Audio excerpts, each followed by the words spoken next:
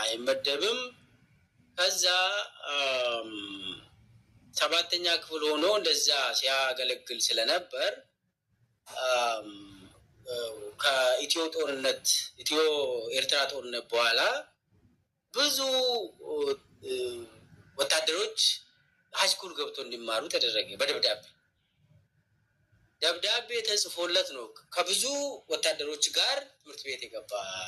ሃይስኩል ገባ አዲስ አበባ የሆነ ሃይስኩል እኛ ተማሪ ጠቅላይ ሚኒስቴር ሆነልን ብሎ አክብሯል አዲስ አበባ ውስጥና ግን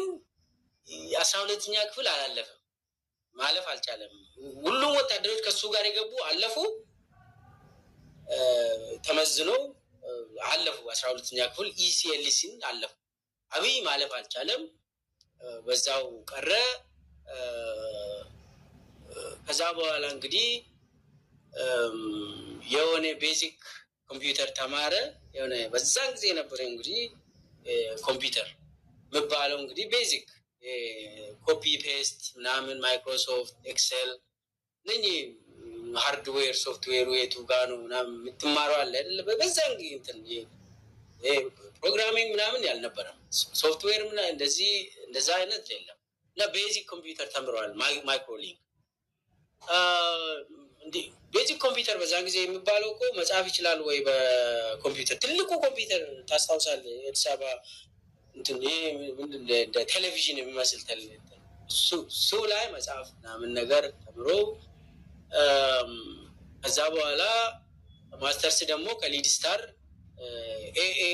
ኤ አርጎ ተደርድሮለት ቤቱ ነው ማታብ ተፈቶ ከሊድ ስታር ነው ያሰረው ቤቱ ነው ባይዘው እሱ አልሄደም ፓስተር ገመቺስ የሱ አሁንም አብሮ ነው የሚሰሩት ፓስተር ገመቺስ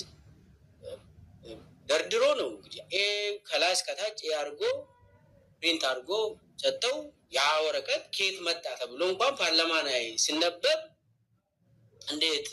ሊድ ስታር የቱ ኮሌጅ ነው ተማረው ከማን ጋር ነው ሬጅስትራር ውስጥ ገብቷል ወይ ስንት ክፍል ነው የትኛው ነው መምሩ ምንም ሳይጠየቅ ወረቀቱን ፓርላማ ላይ ለኢትዮጵያ ህዝብ ተነበበ ማንንም ሰው አልጠየቀም ያንን ከሊድ ስታር ማስተርስ አለኝ ብሎ እንደዚህ አዘጋጅተው ከዛ በኋላ ፒኤችዲ ነው ፒኤችዲ የሚባል እንትን አለ እሱን በደብዳቤ ከፓርላማ የተጻፈለት ደብዳቤ ወስዶ አዲስ አበባ ዩኒቨርሲቲ ተቀብለው ፒኤችዲ ገባ እኔ በዛን ጊዜ ፒኤችዲ እየተማርኩ ነበር አክቧል እንትን ፒስ ሂውማን ራይትስ